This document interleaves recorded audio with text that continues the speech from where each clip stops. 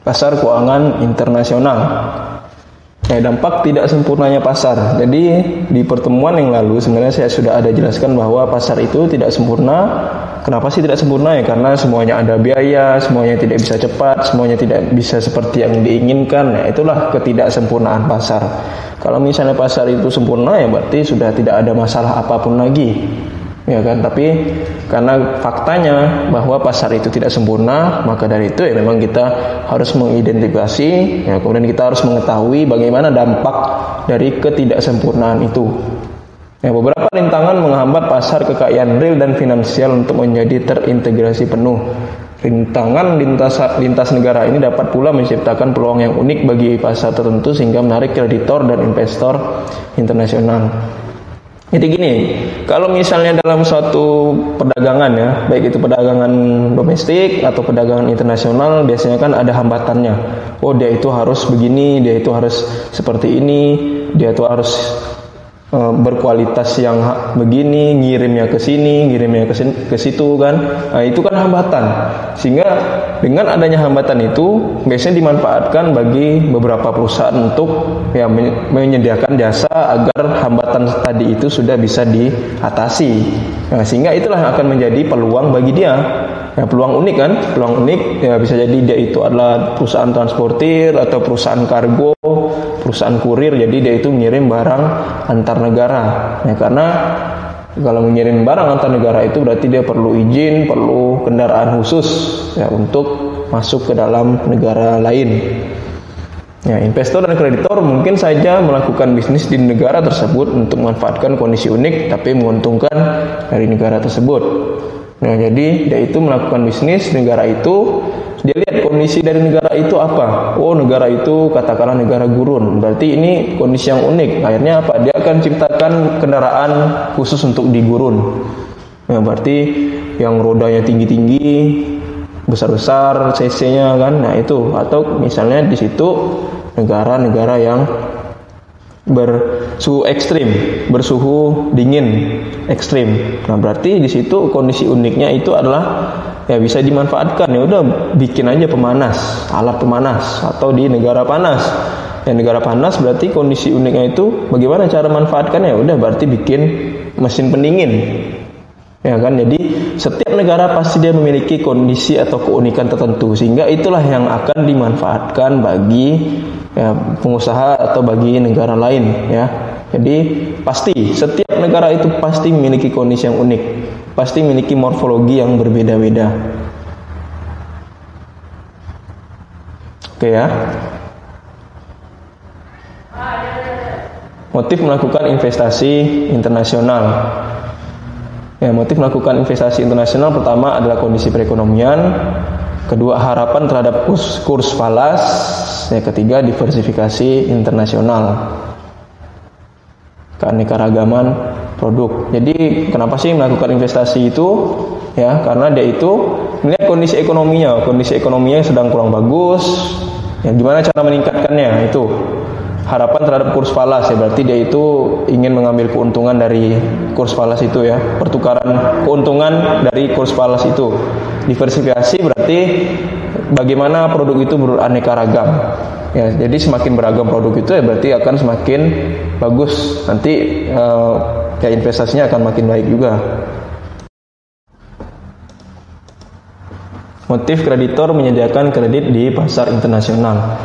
Nah, tingginya suku bunga internasional. Jadi kalau misalnya kredit itu ya, kalau misalnya suku bunga internasional itu lagi tinggi, ya biasanya kreditor itu berlomba-lomba untuk memberikan kredit. Ya, silakan. Oh, ini murah, kreditnya ini semacam gitu kan, promosinya kan luar biasa. Karena apa? Suku bunganya tinggi. Kalau suku bunga tinggi itu berarti akan menguntungkan pihak kreditor. Karena bunga yang dibayar itu kan berarti lebih besar. Nah, makanya ketika suku bunga internasional itu lagi tinggi, itu kreditor sedang lagi luar biasanya menyalurkan kredit ya. Ya karena itu tadi kan. Tapi ini dengan asumsi kondisi pasar lagi normal ya.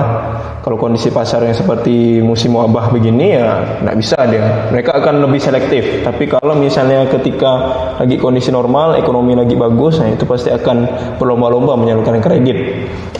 Harapan terhadap kurs falas. Kreditor biasanya menimbang untuk menyuplai modal ke negara yang mata uangnya diharapkan mengalami apresiasi terhadap mata uang negara si kreditor. Apresiasi itu adalah ya tingginya mata uang dia ya, mata uang negaranya daripada negara lain, itu apresiasi. Kalau depresiasi berarti mata uang negara lain itu lebih tinggi daripada mata uang negaranya.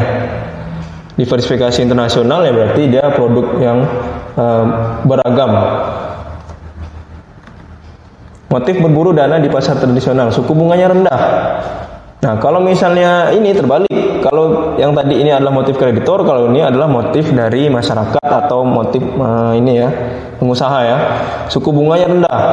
Jadi kalau misalnya suku bunga rendah itu membuat perusahaan itu ya tertarik untuk memperoleh pinjaman karena nanti bayarnya jadi lebih kecil.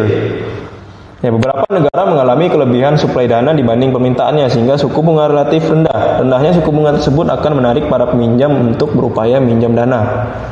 Ya, jadi beberapa negara lagi ada kelebihan duit ya istilahnya ya. Ya, suku bunganya jadi relatif rendah. Tapi kalau misalnya duitnya lagi kurang ya, jadi beberapa negara itu suplai dananya lagi sedikit, nah itu suku bunganya biasanya akan ditinggikan. Tapi kalau misalnya lagi kelebihan dana, nah itu suku bunganya akan direndahkan. Nah, tapi rendahnya suku bunga itu akan menarik para peminjam untuk berupaya minjam dari para kreditor. Jadi kalau suku bunga yang rendah itu artinya membuat para peminjam itu tertarik untuk meminjam. Tapi kalau misalnya suku bunga tinggi, ya membuat para peminjam itu agak ragu atau ya penuh pertimbangan untuk melakukan peminjaman. Harapan kurs falas. Biasanya peminjam akan mempertimbangkan untuk meminjam falas tersebut dan mengkonversinya dalam mata uang lokal. Bila kurs mata uang asing diharapkan akan mengalami depresiasi. Ya, pinjam falas dan mengkonversinya dalam mata uang lokal.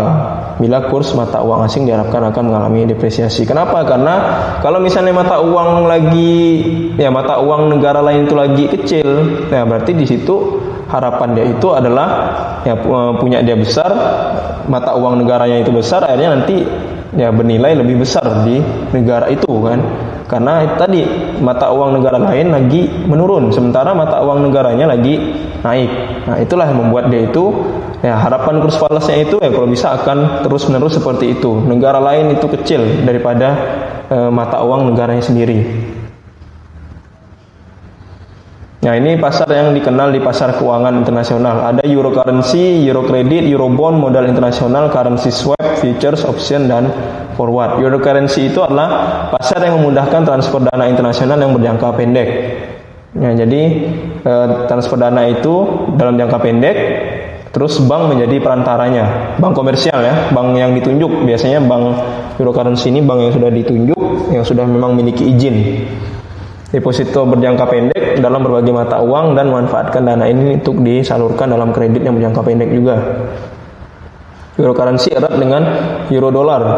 Pasar euro dolar ada semenjak banyak perusahaan AS mendepositokan dolar Amerika di bank Eropa. Nah, itu euro currency ya, berarti dia itu ini ya, deposito dolar Amerika tapi di banknya Eropa. Itulah euro currency ya. Bank Eropa tentu mau saja menerima deposito tersebut karena US dollar secara luas digunakan sebagai alat tukar internasional sehingga pasti sangat dibutuhkan. Deposito dalam USD yang tersimpan di Bank Eropa ini disebut juga euro dollar. Jadi euro dollar itu ya sama dengan euro currency ya. Euro currency atau euro dollar itu maksudnya adalah ya orang Amerika nyimpan duit dolar di banknya Eropa sehingga nanti di situ ya namanya adalah euro dollar. Nah, orang Eropa mau saja menerima dolar itu kan karena kita tahu bahwa dolarnya Amerika itu diterima di semua negara. Ya, jadi mau saja kan, tidak masalah kan. Malah mereka itu sangat mendukung langkah itu. Itu ya euro currency atau euro dolar. Dia punya uang dolar Amerika disimpan di banknya Eropa. Euro kredit melayani unit ekonomi yang kekurangan dana, terutama dalam jangka menengah. Perbedaannya dengan euro currency adalah jangka waktu kreditnya. Pada beberapa kasus, jumlah kredit yang diminta pemerintah atau perusahaan melebihi jumlah kredit yang ditawarkan. Jadi, pemerintah itu minta segini, Ya, biasanya lebih banyak daripada yang ditawarkan. Pemerintah mintanya utang itu 1 triliun, tapi yang dikasih hanya 1 miliar misalnya kan, atau cuma 500 miliar. Jadi permintaannya lebih banyak, tapi penawarannya lebih sedikit. Nah, sehingga gara-gara kekurangan itu membuat ya dana peminjam tersebut dengan cara risiko kredit macet tidak tanggung sendiri kan. Akhirnya maksudnya adalah jadi suatu negara, misal ini contoh ya, suatu negara memerlukan dana, misalnya memerlukan dana 1 triliun. Dia minta ke bank yang pertama. Bank yang pertama cuma bisa ngasih 500 miliar kan. Masih kurang 500 miliar lagi. Berarti bagaimana caranya agar bisa memenuhi permintaan dana tadi? Berarti dia itu akan mencari bank lain. Nah, itu maksudnya bank yang kedua misalnya. Bank yang kedua cuma bisa memberikan 300, ya udah kan, dapat 300. Cari bank lain lagi, dapatlah nanti bank yang ketiga. Nah, bank yang ketiga dia bisa memberikan 200 miliar. Nah, baru disitulah permintaan sudah terpenuhi, tapi melalui bank-bank yang berbeda-beda. Karena masing-masing bank itu dia memberikan kapasitas dana yang berbeda juga kan. Akhirnya apa?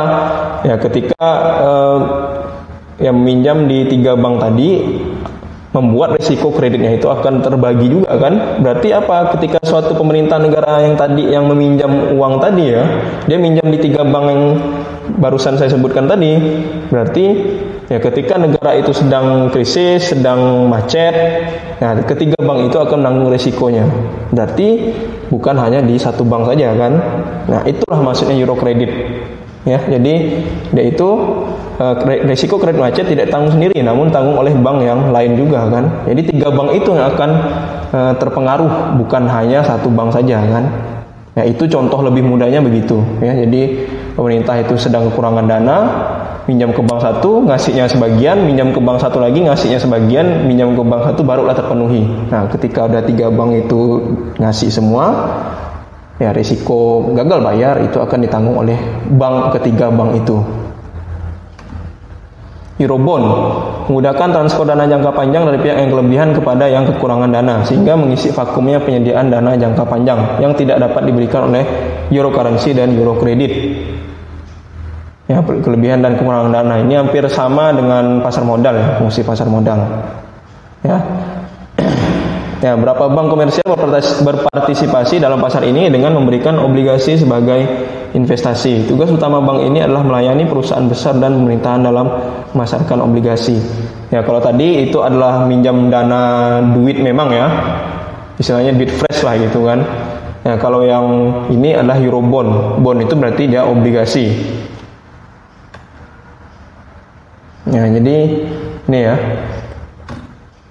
Dampak lonjakan transaksi internasional. Faktanya globalisasi pasar falas tumbuh lebih cepat dibandingkan investasi internasional dengan laju perputaran bersih terpusat di 3 pasar keuangan internasional. Nah, ini dalam dunia internasional ya, biasanya negara-negara yang memang mampu memberikan dana, memiliki dana yang besar, ya, memang termasuk dalam pasar keuangan internasional itu ya London, NY itu berarti New York ya, dan Tokyo, Jepang. Survei menyatakan ketiga pasar tersebut mendekati nilai 1 triliun per hari.